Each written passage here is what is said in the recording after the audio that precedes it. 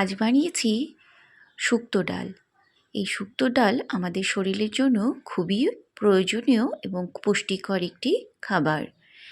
আমরা সবাই বাড়িতে কম বেশি শুক্তো ডাল বানিয়ে থাকি, তবে আমি কিভাবে বানিয়েছি সেটি আপনাদের কাছে শেয়ার করছি।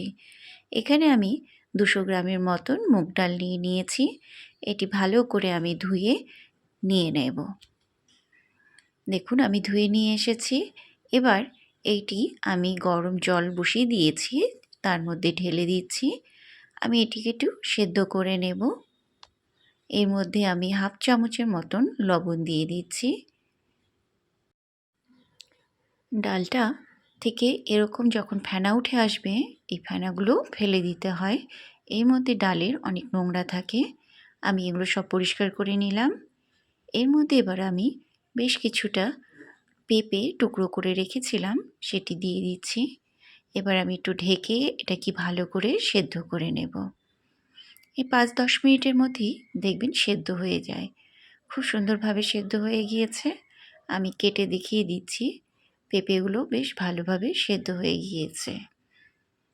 এবার আমি এটি নামিয়ে রেখে দিচ্ছি এবং কড়াইয়ের মধ্যে সরষের তেল গরম করে নিয়ে তার মধ্যে আমি করলাগুলো এরকম গোল গোল করে কেটে নিয়েছি, এটি আমি একটু ভেজে নেব।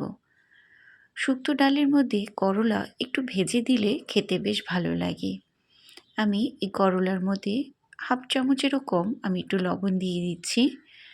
এভাবে ভেজে নিলে করলাগুলো বেশ ভালো লাগে খেতে। দেখুন করলাগুলো ভাজা হয়ে গিয়েছে, আমি তুলে নিচ্ছি।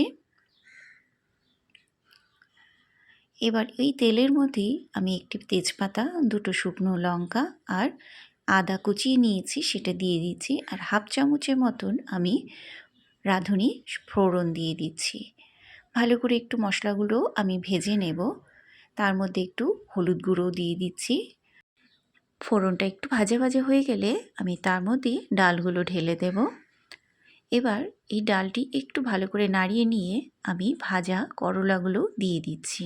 এবার করলার সাথে আমি ডালটি কিছুক্ষণ নাড়িয়ে নিয়ে ফুটিয়ে নেব। দেখুন ডাল ভালোভাবে তৈরি হয়ে গিয়েছে।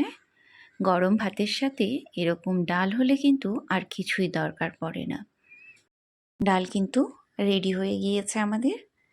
আমার এই রেসিপিটি আপনাদের কেমন লেগেছে অবশ্যই কমেন্ট করে জানাবেন। ভালো লাগলে একটি লাইক ও শেয়ার করবেন।